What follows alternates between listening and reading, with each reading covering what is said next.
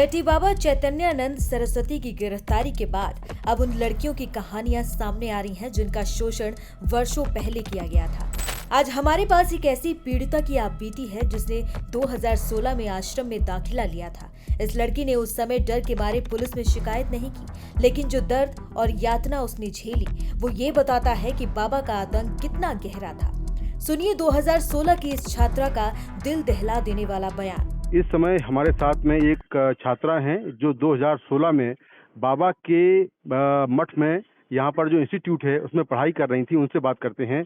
आप यहाँ पर कब पढ़ रहे थे और क्या कुछ आपने यहाँ पर देखा? क्या आपने यहाँ पर जो यहाँ पर क्या एक्टिविटी थी यहाँ पे? यहाँ पे अश्लीलता की एक्टिविटी थी, लोगों के साथ अश्लील बातें। इवन इन्होंने मेरे साथ भी अश्लील बातें करी थी बहुत। जी। शाम को अपने ऑफिस में बुलाना, अश्लील बातें करना, टॉर्चर करना मेंटली। अच्छा। मेंटली टॉर्चर करना, एग्जाम नहीं देना, इनकी बात अगर नहीं सुनो तो एग्जाम नहीं देना, गंदी गंदी ईमेल्स पे भेजना।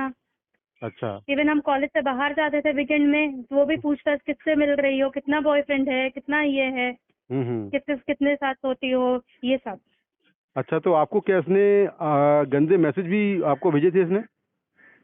हाँ, गंदे ईमेल्स करते थे। व्हाट्सएप अच्छा। नंबर तो था नहीं, मैं यूज नहीं करती थी व्हाट्सएप फोन, तो ईमेल गंदे गंदे ईमेल्स किए हैं इन्होंने। तो ये क्या उन ईमेल्स में क्या लिखते थे ये?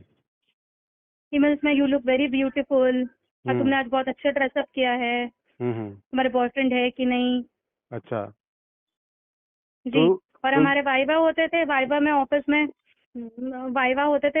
ऑफिस में बुलाते थे, ऑफिस में बुला के भी गंदे गंदे बातें करते थे। अच्छा, तो क्या ये जहाँ पर बाबा जहाँ पर बैठते हैं, जो कमरा है उसके बारे में थोड़ा बताइए। हाँ। वो क्या इंस्टीट्यूट के अंदर है? कहाँ पर है वो कमरा और वो किस तरह? वो इंस्टीट्यूट के अंदर है, वो इंस्टीट्यूट का अंदर है। जो इंस्टीट्यूट के लेफ्ट साइड में हमारे हॉस्टल हुआ करते थे और राइट साइड में है ये चीज। इनके ऑफिस राइट साइड में है। अच्छा। राइट साइड में लेफ्ट हैंड साइड कॉर्नर में है, डीन के ऑफिस के बगल में। तो वहाँ का सेटअप कैसा है? कमरे का किस तरह का? कैसे रहते हैं? अकेले रहते थे? कैसे रहते थे? वो अकेले रहते थे और उनकी एक स्टाफ थी जिनका नाम है श्वेता नाम है, और उनका और भावना नाम है। अच्छा। ये इन तीनों ने भी बहुत टॉर्चर करी है, श्वेता, भावना और काजल ने। नहीं डिग्री मिलते थे हमें, हमारी मार्कशीट जब्त की जाती थी, और अगर मार्कशीट मांगने जाओ तो अश्लील बातें करते थे, अश्लील हरकतें करते थे। तो इन तीनों का नाम जो नई एफआईआर में है, जो एफआईआर अभी हुई है उसमें इन तीनों का नाम भी है, इन तीनों महिलाओं का। इनकी क्या एक्टिविटी थी अंदर? ये क्या करती थी बाबा के लिए? किस तरह से लड़कियों को परेशान करती थी? ये बाबा के लिए मतलब एज अ बुलडोजर काम करती थी, एज अ, मैं क्या बोलूँ आपको, मतलब एज अ उनका राइट हैंड काम करती थी ये तीन महिलाएं। अच्छा जी, ये तीन महिलाएं राइट हैंड काम करती थी। नहीं, लड़कियों से क्या बोलती थी ये? बाबा की मतलब जैसे बाबा कुछ कह रहा है तो लड़कियों से क्या बोलती थी? क्या धमकाती थी? क्या बोलती थी ये? हाँ, लड़कियों से अगर तुम बाबा की बात नहीं मानोगे तो एग्जाम में फेल कर दिया जाएगा तुम्हें, तुम्हारे पेरेंट्स को भी हरास करेंगे हम। और विदेश यात्रा के लिए हमारे बैच की लड़कियों लोगों को प्रेडिक्ट करता था कि विदेश चलो मेरे साथ विदेश यात्रा, मैं खर्चा उठाऊंगा। जी। तो ये जितनी भी लड़कियां उस समय थी हॉस्टल में, क्या सभी लड़कियों को तंग करता था या आपको, या सभी को तंग करता था ये? जिनको ये सीधे मिलते थे, जिन लड़कियों को सीधे मिलते थे उनको ये तंग करता था। अच्छा। तो 2-3 लड़की, मैं नाम नहीं लेना चाहती, बट हमारे साथ 2-3 लड़कियां थी जो हॉस्टल छोड़ के चली गई थी। अच्छा। उन्होंने उनके परिवार को तंग किया है। इवन मुझे भी बहुत कुछ बोले हैं, मेरे माँ बाप को भी बोला गया है बहुत कुछ। अच्छा, तो आपने अपनी पढ़ाई पूरी की थी? आपने अपनी पढ़ाई पूरी की थी? नहीं, हमने अपनी पढ़ाई पूरी की थी, बट लास्ट सेमेस्टर में एग्जाम देने नहीं दिया था इन्होंने, क्योंकि मैंने इनकी बात नहीं मानी थी। अच्छा, तो आप हॉस्टल छोड़ के चले गए थे आप? नहीं, मैं हॉस्टल छोड़ के लास्ट सेमेस्टर में मैं चली गई थी। अच्छा। हॉस्टल छोड़ के फिर एग्जाम दिया था मैंने जैसे तैसे करके। अच्छा, तो अभी ये बाबा गिरफ्तार हो गया है। गिरफ्तारी के बाद क्या आपको लगता है कि ये ठीक हुआ है? इसे आजीवन कारावास होना चाहिए, क्योंकि इन्होंने मेंटली, फिजिकली सब तरह से लड़कियों को टॉर्चर किया है। और हमारे एक बात और बोलना चाहती हूँ, हमारे डिग्री के लिए 20-20 हजार 25-25 हजार लिए जाते थे और हर एक एग्जाम के लिए एग्जाम में फेल करवा देता था जानबूझ के। हर एक एग्जाम के लिए 15-15 20-20 हजार लिए जाते थे हमसे। Okay okay okay. तो अभी ये बाबा अरेस्ट हो गया है। आप लोग जितनी भी लड़कियां ऐसी हैं जिनके साथ में बाबा ने छेड़खानी की है या छेड़खानी करने की कोशिश की है या और गलत काम किया है, आप सब लोग किस तरह की कार्रवाई की मांग कर रहे हैं? इन्होंने मुझे भी अपने ऑफिस में बुलाया था, इस बुड्ढे ने इन्होंने भी मुझे अपने ऑफिस में बुलाया था, बट मैं फंसी नहीं इसके चाल में। अच्छा। इन्होंने भी बोला था you look very beautiful. Durga Puja के टाइम में या ऑफिस कॉलेज में दुर्गा पूजा होता है, दुर्गा पूजा के टाइम में हम तैयार होकर जाते थे, उस वक्त भी इन्होंने ये कमेंट करना इसको जरूरी था। ओके। तो अभी आप लोग क्या मेरे पापा 2015 साल में मेरे फादर को पेसमेकर का ऑपरेशन हुआ था। ये बुड्ढा ने जाने भी नहीं दिया मेरे पापा को देखने के लिए। इसने जाने भी नहीं दिया, इसने मार्क्स काट दी, इतने शातिर थे ये, इसने मार्क्स भी काट दिए हमारे।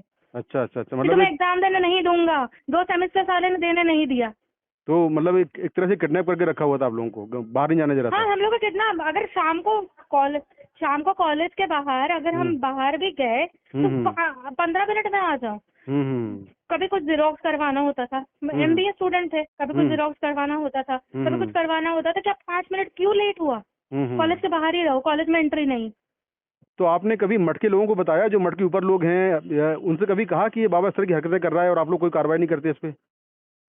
नहीं, मठ के लोगों को तब हमारे उतनी नॉलेज नहीं थी जो मठ के लोगों को मैं बताऊं, क्योंकि सब तो सारा चीज बाबा के हाथ में ही था। अच्छा अच्छा अच्छा अच्छा। तो अभी सारा चीज सर बाबा के हाथ में ही था। अभी इतनी सारी लड़कियां जो हैं सामने आई हैं और बाबा अरेस्ट भी कर लिया गया है, आपको क्या लगता है कि बाबा के खिलाफ जो कार्रवाई हो रही है वो ठीक हो रही है? हाँ, ये कार्रवाई बहुत सही हो रही है, क्योंकि हम लोग का इन्होंने जीना हराम किया है। मैं आए दिन रोती थी अपने पेरेंट्स के सामने। अच्छा, ओके। सही बताओ, मैं आए दिन रोती थी अपने पेरेंट्स के सामने। ओके।